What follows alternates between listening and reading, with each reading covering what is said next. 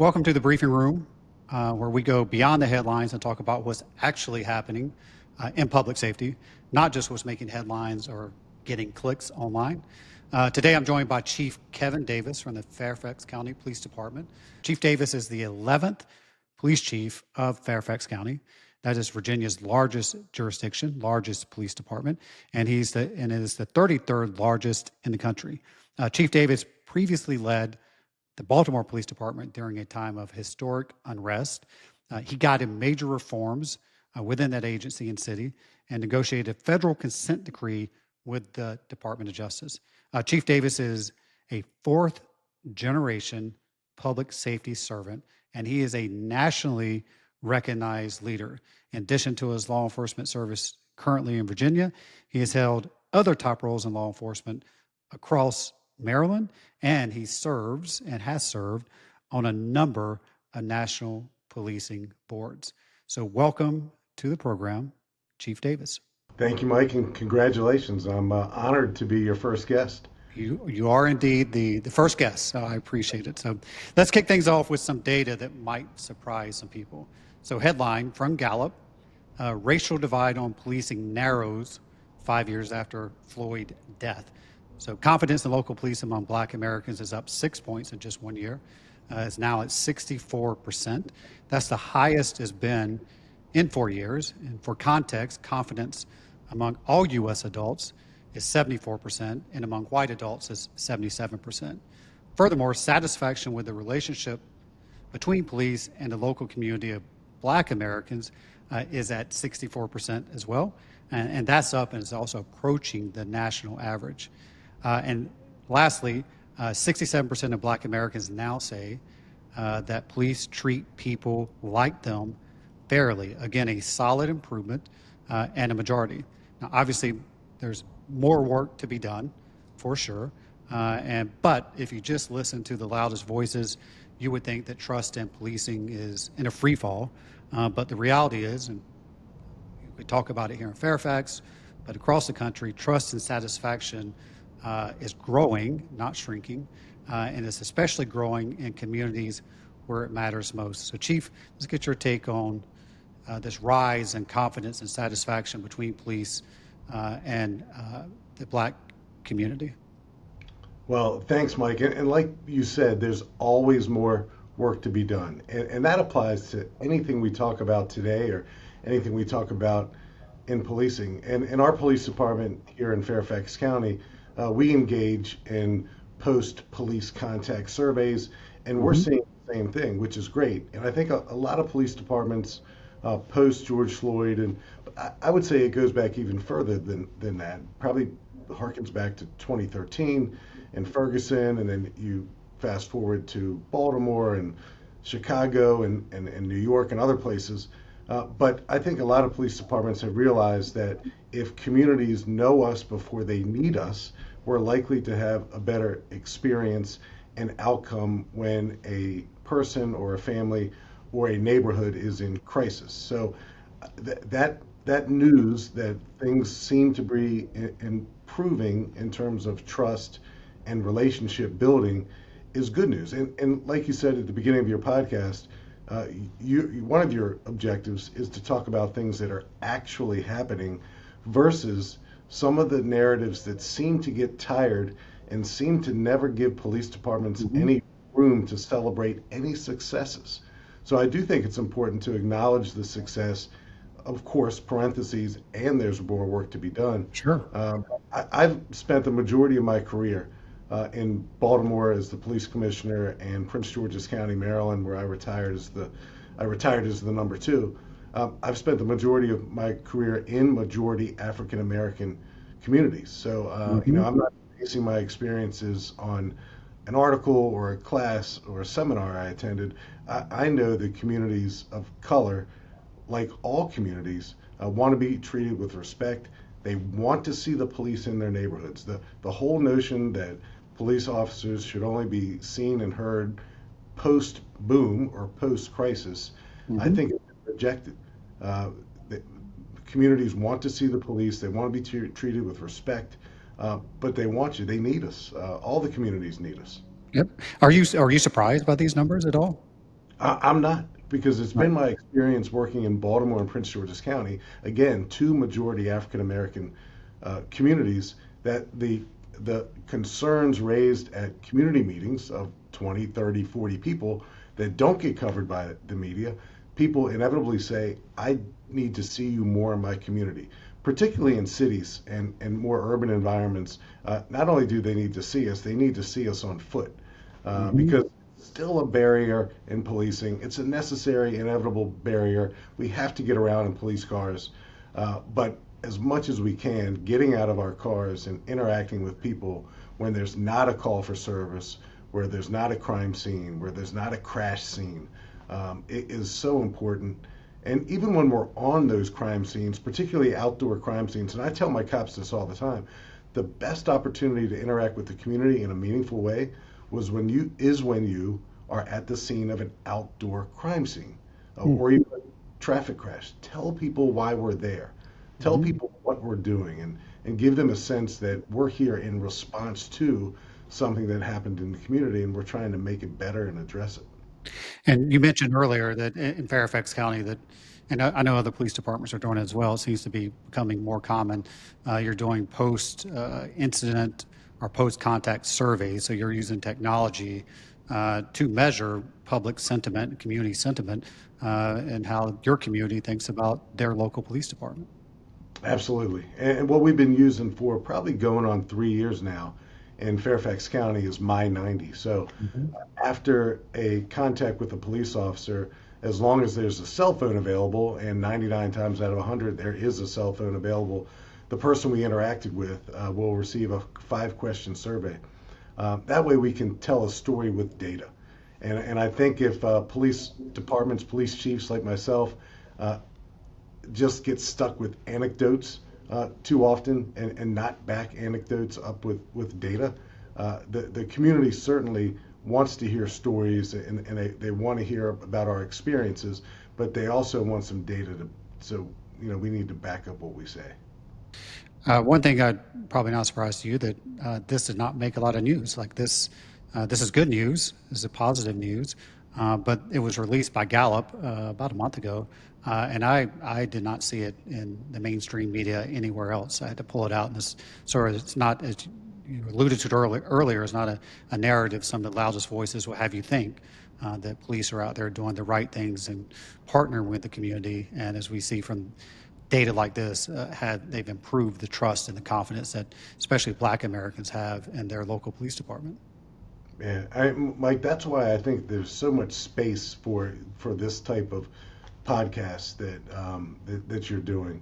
I just had literally a couple hours ago, I reviewed our 2024 use of force report that we release to the community every summer, talking about the previous calendar year. Hmm. And no surprise to me, probably no surprise to you or others listening or watching, is that in less than 0.2% of all police contacts in 2024 did our police officers in Fairfax County use force. Now, to Say me, that like, say that one more time. That less stat. than less than 0.2% did we use force on scenes where police officers were present, Hmm. pursuant to a call for service, or a traffic or a person interaction, or a crime scene interaction.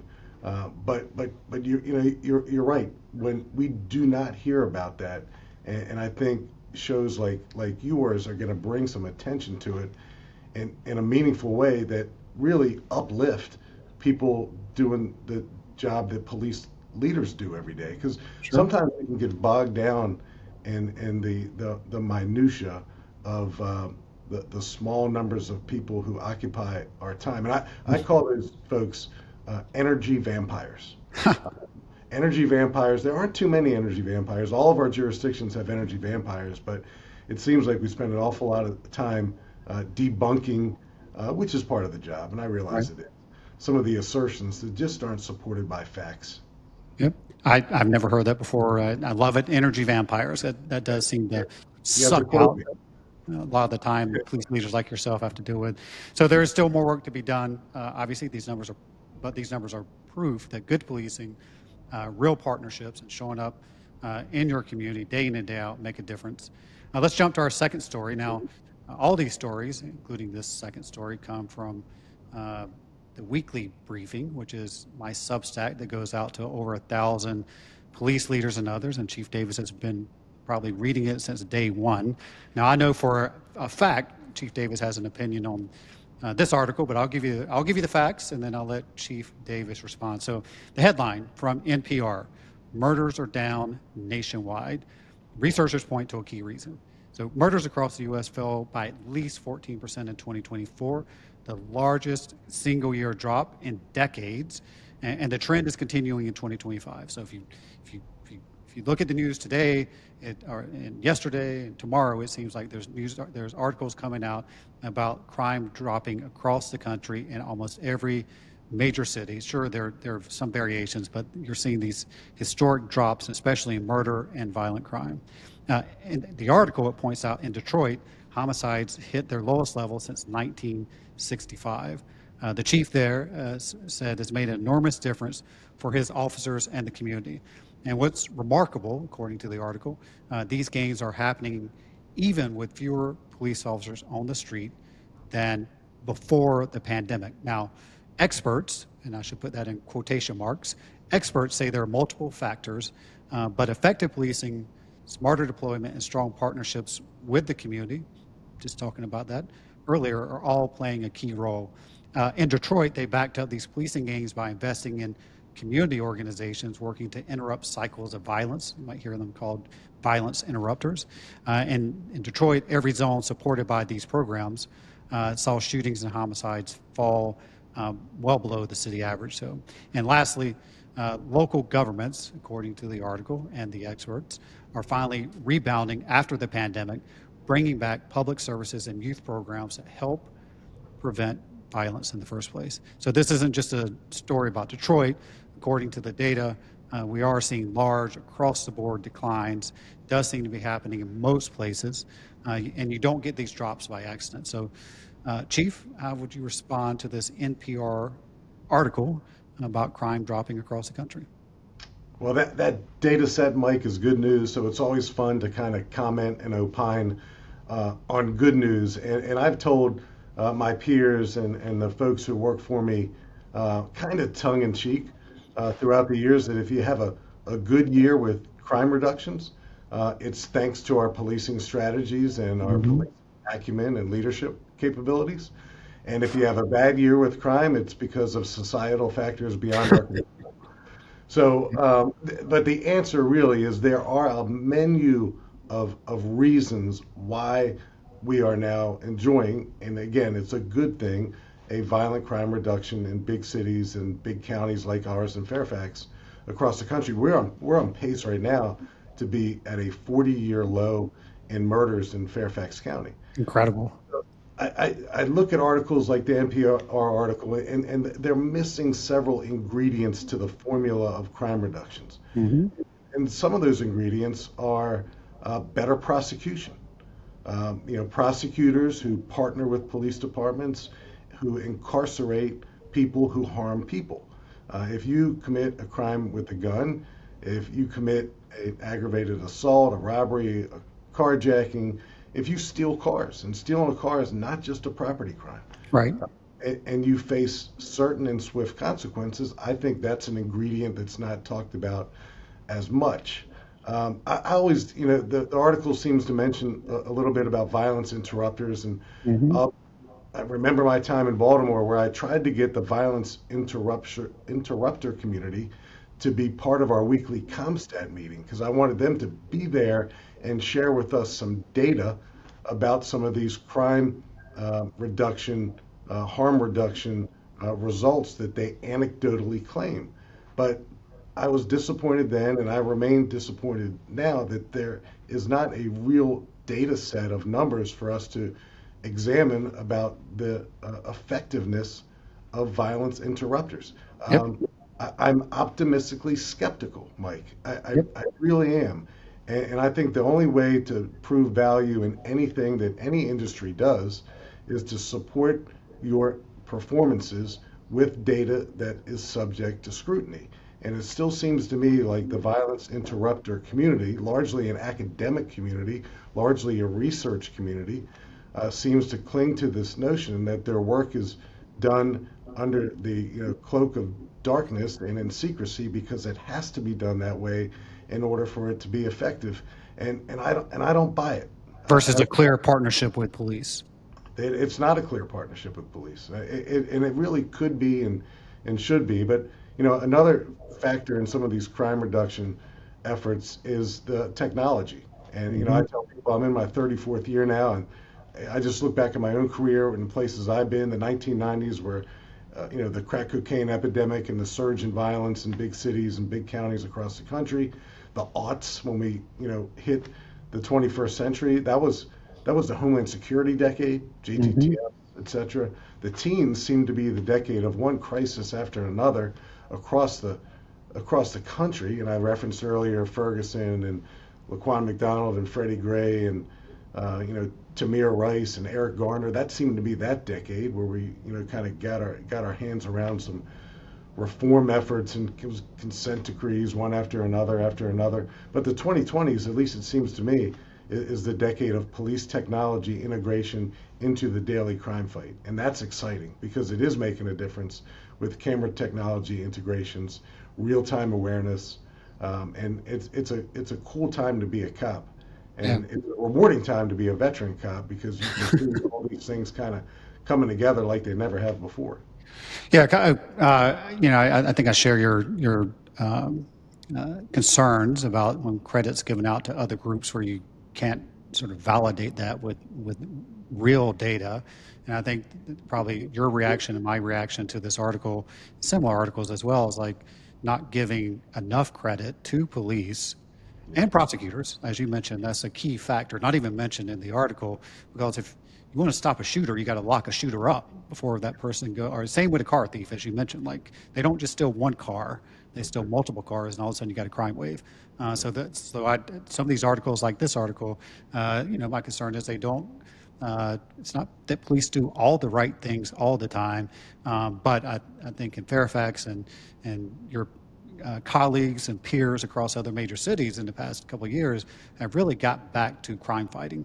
And doing the things that we know lead to substantial reductions in crime that we learned throughout the 90s and, as you mentioned, the 2000s, and sort of getting back to almost those basics now, leading to these historic drops. Yeah. And Mike, I'll say one more thing. Sometimes it's beneficial to a person and to society to actually introduce someone to our criminal justice system.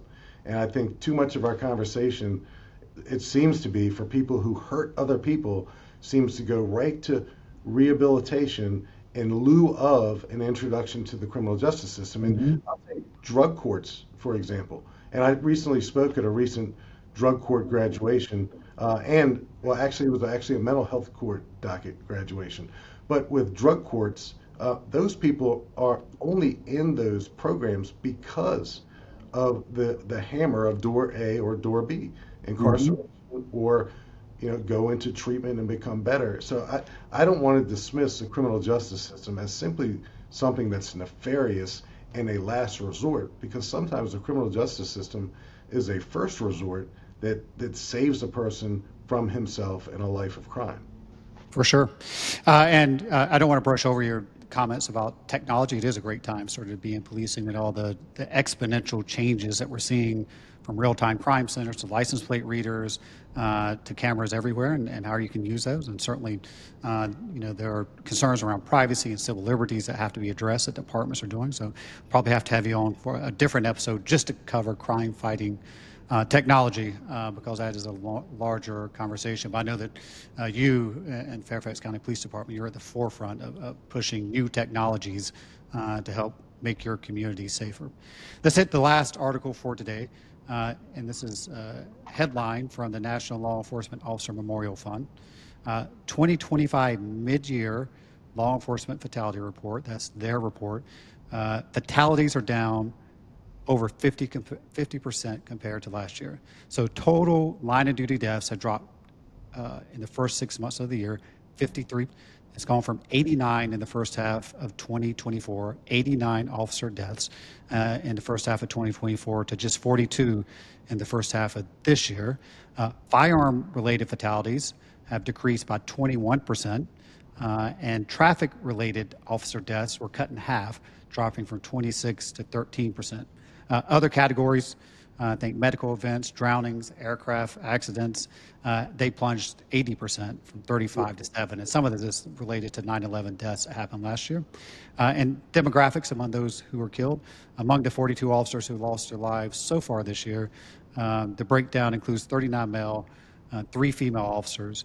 The average age is 43 with 13 years of service. So certainly one line of duty death is one too many. And obviously this is just the first half of the year. There's, a lot can happen in the back half of the year. But, like the data when it comes to trust and confidence between police and Black Americans, like the data that we're seeing in terms of crime reduction, these data are also encouraging. So, Chief, what are your thoughts on that, and what do you think is going on?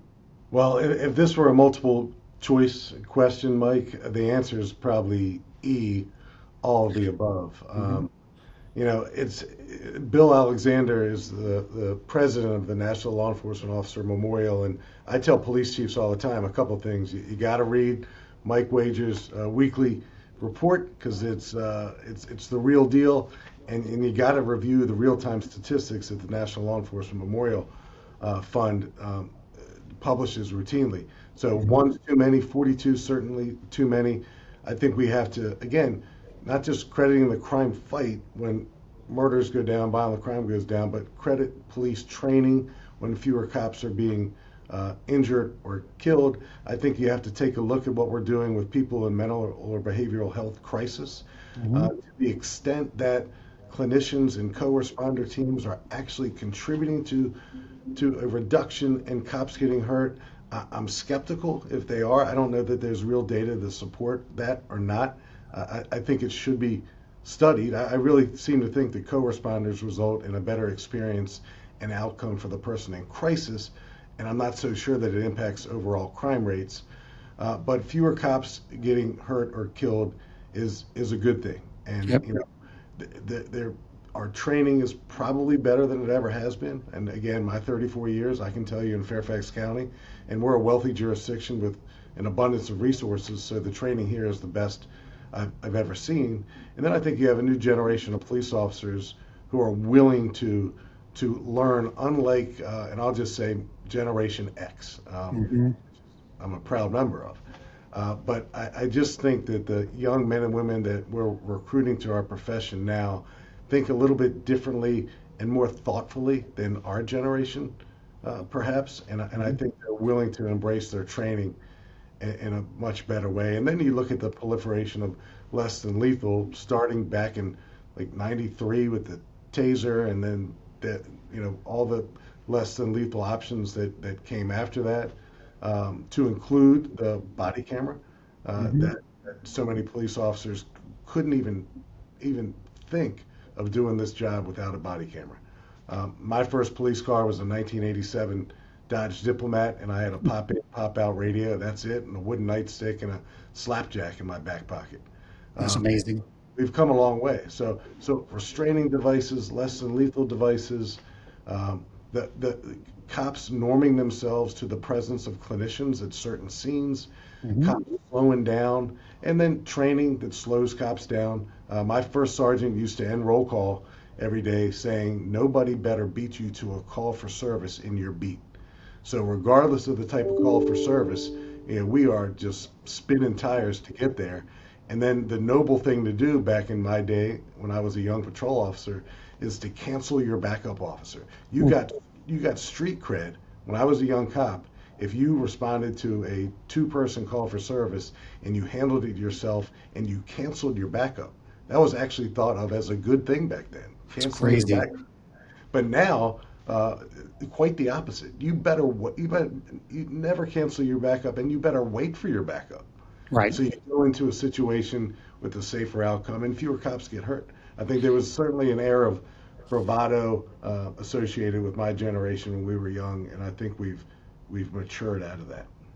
Any thoughts on, you'll hear some experts say that there's a correlation from reduction in violent crime that's in communities, which we talked about, and a reduction in these numbers. There's just fewer violent incidents that maybe an officer gets involved in. I don't Yeah, know if that's true or not. I've heard that said.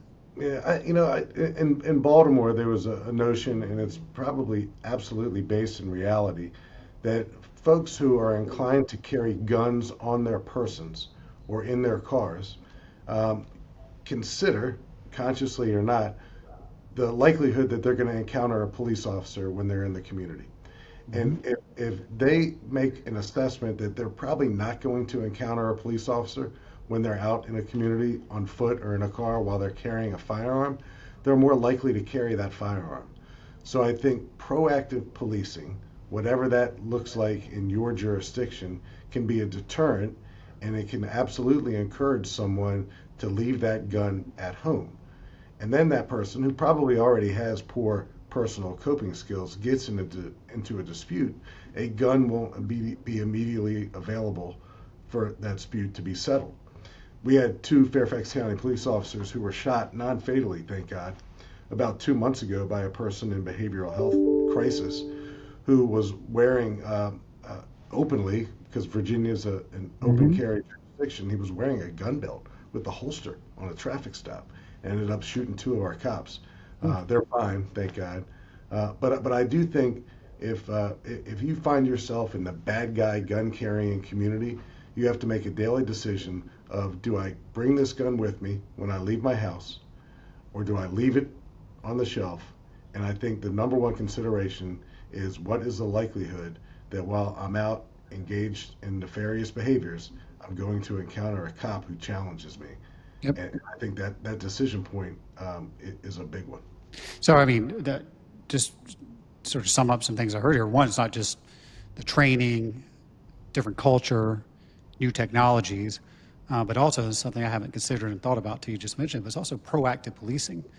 So if you're out there and the officers are out there and doing their thing and deterring those who may commit crimes and do harm, that's also can lead to a reduction in these line of duty deaths because they may be leaving their guns at home. Absolutely. And the whole notion, and we experienced this during COVID, of making certain traffic offenses secondary offenses. I understand the sentiment behind that, because oftentimes black and brown communities are disproportionately interacting with police officers, and the reasons for that are well beyond a 1 hour show. Uh, Hmm. but we have to allow police officers to have the tools to encounter people in communities and geographies where data informs us crime victims exist disproportionately. So when Hmm. I tell people about the decisions that we make when we deploy our uniformed and plainclothes enforcement, particularly our discretionary enforcement components, why do you pick that neighborhood? Why do you pick that community? Well, that's because victims exist there disproportionate to other communities. More people are being hurt there, more people are being taken advantage of, there's more vulnerable people there. And I think once police officers are in those communities, they have to do something proactive. We can't take a European approach to policing, but we win the crime fight by being proactive, constitutionally, of course. And that's ultimately what our communities want to see. Sure. And not to plug the weekly briefing again, but there is an article we included in last week's weekly briefing by Professor Jerry Ratcliffe and colleagues about accurately benchmarking police activity, because what's too often out there is, I mean, what you're describing is the right way to describe it. Like officers are going where they're being called, where there's victims, where there's crime, and too often they're using population statistics, and then that in turn shows disproportionality. So, all right, but here are the key takeaways from those articles this week. The three articles talking with Chief Davis. One, trust in policing is rising. Black Americans' confidence in local police is up sharply, showing real progress as outpacing the mainstream narrative. Violent crime, I'm hesitant to use this word, but I will. Violent crime is plummeting. U.S. murders have dropped dramatically, with many cities, like Detroit, Fairfax County as well, seeing the lowest homicide rate in decades, or even many cities since they started keeping reliable statistics thanks to smarter policing and stronger community partnerships. And as we just discussed, officer fatalities are down significantly. So law enforcement line of duty deaths have fallen by more than half this year. It's an encouraging trend, meaning more officers are going home after their shift to their loved ones. So those are the three takeaways from those three articles. Chief, you have anything to add to those takeaways? No, thank you, Mike, for the opportunity. And maybe next time we talk, we can really talk about how I think American police departments are figuring out how to utilize technology in a real time way, not just retrospective after something goes boom and you get back to the office and try to figure things out. But just today, we had an abduction in Fairfax County. An absolute stranger abducted a little girl, and we were able, through our real-time crime center, to geofence that area, look at recent arrests in the last 1 month, pull up mugshots, and match a mugshot of someone who committed an abduction today. And right now, we're for him with an arrest warrant. That is incredible. And that's a real tangible example. It's not pie in the sky. It's how technology is working now, and it's making us better. Stranger abductions are they're not very common. Yeah, this one will likely make the national news. It's a little girl abducted inside a mall, and the mom turns her head for a second, picks this little girl up in his arms, and thankfully a picture was taken of the little girl that included the bad guy.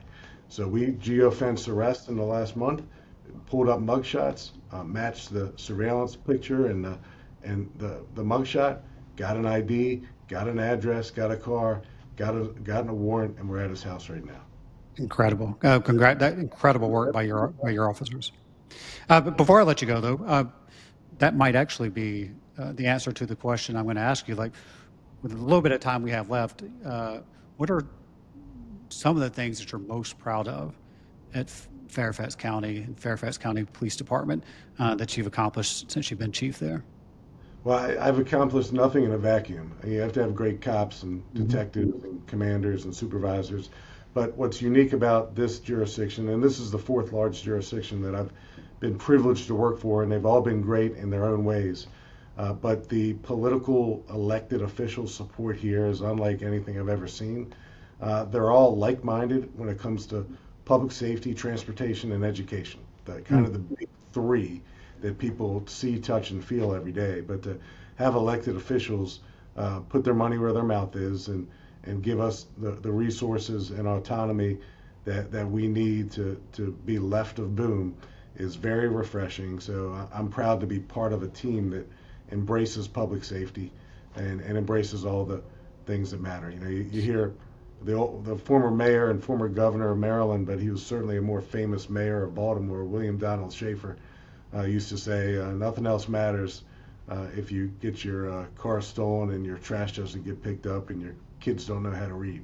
So I subscribe to that kind of good government, thought process. Incredible. Now, you are a national police leader, and you are involved in a variety of associations like the Major City Chiefs Association, which is made up of 70 plus odd major cities in the U.S., plus 9 or so in Canada. So you're interacting regularly with chiefs across the country. As a national police leader, like, what do you see on the horizon for the profession? Like, what's the next big thing, or a few big things that you're thinking about and your colleagues are thinking about? Well, and it's funny to say this, but this is my 12th year as a police chief, and I'm suddenly one of the more veteran police chiefs, and I'm not so sure how that happened so quickly. And one thing I try to remind my colleagues is, don't think that we have it tougher than our predecessors, right? At every moment in time along the time continuum, there are different challenges in policing. So what's challenging to us today was challenging in different ways to our predecessors. So, give your predecessors credit for building a platform that we get to build from. I do encourage my peers to hang in there. This is a hard job. It's tough. It's rewarding, and it wouldn't be rewarding if it weren't really, really hard. So one thing I encourage police leadership to do is to be stoic, and not stoic in a negative way, but stoicism I think is kind of waned a little bit in our profession. And stoicism to me is just kind of getting through the tough moments with professionalism and a sense of grace under pressure. Because ultimately, our 23 and 24-year-old cops are going to be looking to see how we respond and react, and they'll eventually adopt some of those personal characteristics. Well said. Well said. And to close us out here, and you and I have talked about this before, but why don't we end today's show with the pink handcuff story? So the pink handcuff story that I've shared with you in the past, we all evolve in our leadership roles, and certainly I'm not the same cop at 56 that I was at 22. Thank God for that. But some of the things that I used to say, as still, I'm still a kind of a traditionalist, that no way will I ever allow that in my profession and on my police department. And one of those things was pink handcuffs, and it was brought to my attention at a former agency that there were some women who were wearing or putting pink handcuffs on their gun belt, and that's the end of the world. The sky is falling, and I'm like, really, as long as they use their pink handcuffs and arrest bad guys who are harming our community, I could not care less if they're pink handcuffs. And that also applies. And again, I've kind of matured in different ways, and to tattoos and beards and baseball caps.